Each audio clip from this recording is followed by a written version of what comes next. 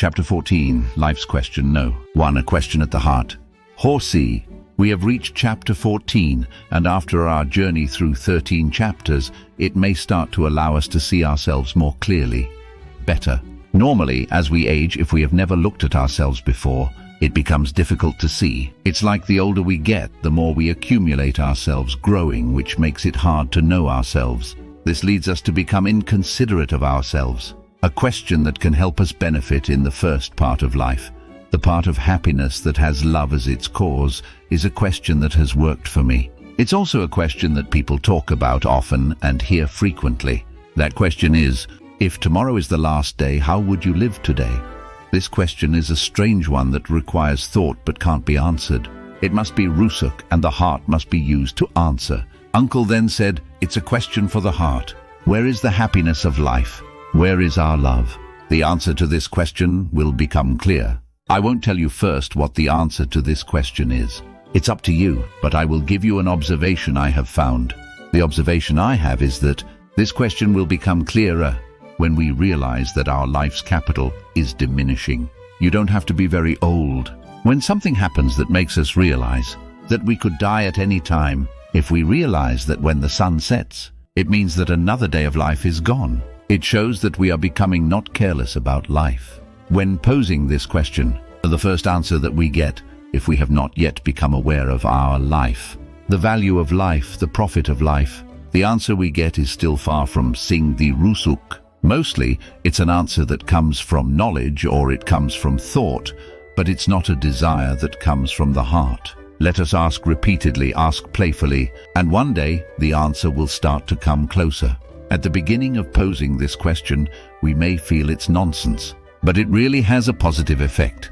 Be patient, keep asking, thinking, and see what benefits it brings. If we don't practice asking questions from a young age, sometimes, when we have little time left in our lives, we might still not be able to answer this question. This question will help us become more familiar with our thoughts and sing the rusuk, allowing us to distinguish between them more clearly. The answer will lead to living life for what we love, for the people we love, for the meaning of our lives. If it's love for a person, it must be pure love, as mentioned. We want to spend the capital of our life with the cause of happiness that we have found as much as possible. Once we start feeling that the answer comes from the heart, the first few days, it's not necessarily that life will be like that. Let's remember slowly that the answer we've got, what kind of life do we want it to be? Every day of our journey through life that passes will have a goal, so we can make every remaining day as if it were the last day of life. As soon as possible, whoever succeeds quickly, the rest of life will have the days of our freedom, the days to be with our hearts more. If we don't carelessly act early, our lives will have more left. Done one day faster, get one more life profit. Consider this. What does this question make us see? Many people, after asking questions and receiving answers, start to practice and may feel that it's impossible. Life is chaotic more than what we feel we want.